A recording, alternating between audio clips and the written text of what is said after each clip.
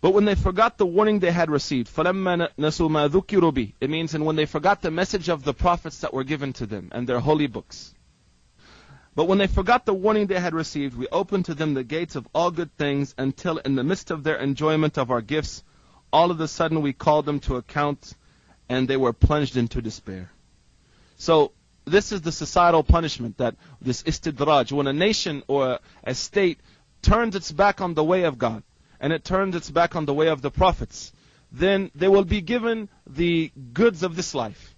And they will think, oh, now, mashallah, I have all this, I have that, I got this, I got it going on. God must love me. Actually, this is al-istidraj. That in fact it is the opposite. They are being tested, and they're continually flunking tests. So someone that's out there that's a sinner, they're like, shoot, I don't know what this guy's talking about. I'm doing all kind of dirt. I'm doing all kind of bad things, and my life is great. This is a deception. As the Quran mentions, this is al-ghurur, like a mirage in a desert. Right. It looks nice, it tastes nice, it might even feel nice. But the reality of it is that it's bringing people to a doom. And it's bringing people to destruction. So it's covered. In other words, they're blinded by it. Most definitely, yeah. I see sometimes when I'm watching like the news, right, they have these like sexual kid offenders or something like that. They walk around and then they do their sinful acts and then they get caught, right? Then they're punished. They're in like jail for like, I don't know, like 2-3 years. And then they come out. Then the next day they do the same. Okay, this person didn't pass the test here. You know what I'm saying? He didn't learn his lesson. And all of this also is part of the deception of the devil. I mean, we believe as Muslims that one of the greatest jobs of the devil is to make the evil beautiful. Right. I mean, for example, let's take the concept of Maxim magazine, or For Him magazine, or Playboy, or Penthouse, or whatever those magazines now that people read. I'm sure there's no Muslim boys that read those magazines. Hopefully and, not. you know, take the Christian scripture, take the Jewish scripture, take the Hindu scripture, take the Buddhist scripture, take the Muslim scripture.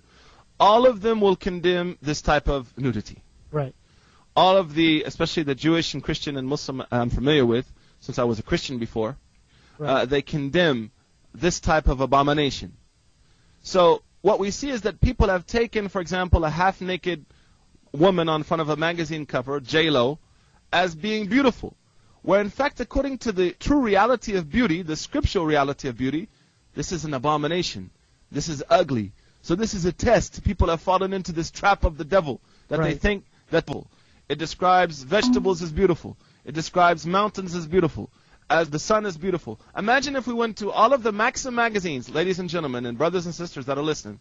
Right now, as you're driving by your 7-Eleven or the gas station, imagine if you went in there and you took all of the Maxim magazines out and you took that half-naked hoochie mama off the cover of the magazine and you replaced it with lettuce, or you replaced it with a cow. Subhanallah. And do you think that people would still, buy this magazine? No, because people are blinded. People are lost in the false reality of the test of this life. So this can be seen like the test of our desires. Exactly. And we look at some of the types of tests. You mentioned one is desires. What else? Wealth. Definitely wealth. What else would you say? Health. We're tested by our health. How do we use our health when we had it? Right, exactly. Because I know some young kids, right? They be running around doing whatever they think is clever, right? All the bad things, all the bad boy activities. And they think, they have this illusion in their head, like they're going to live for a little while, you know what I'm saying? Like, wait a minute, I'm going to get old and start praying and start, trying to mellow down. Right now, I'm trying to chill, you know what I'm saying? I'm going to party. But subhanAllah, I was just talking to a friend the other day, and I hadn't seen him for a while, and I was like telling him, how you doing and this. Now we started talking about motorcycles, right? And his friend who, maybe I ran into him too, I don't remember, but he was like 21, and he was busting wheelies in the parking lot at Eastridge without his helmet on. I don't know, okay? And this is illegal. Yeah. And subhanAllah, he passed away. The only time he fell, passed away doing a wheelie. Passed away doing a wheelie. And wow. he's straight gone. This is another illusion, again, that shaitan paints in our head, that we're going to be here for a while. We're going to chill and kick it. We got this life to enjoy. But in actuality, we're here to take this test. So subhanAllah, in order to understand the concept of test, I think one must need to understand the concept of accountability. Because many people in this world living around, they don't think that there's going to be graduation day. So what are we doing? SubhanAllah, this is another delusion from shaitan. He's telling us that we got a little time to relax. We got a little time to smoke that blunt. We got a little time to relax. We got a little time to smoke that blunt. We got a little time to just miss a few classes, you know what I'm saying? You got a while to start growing our beards and putting hijab on and making wudu and start praying, you know? This is all a deception for shaitan, just like my friend's friend. He's straight gizon, you know? And he left this world in this state. Wow.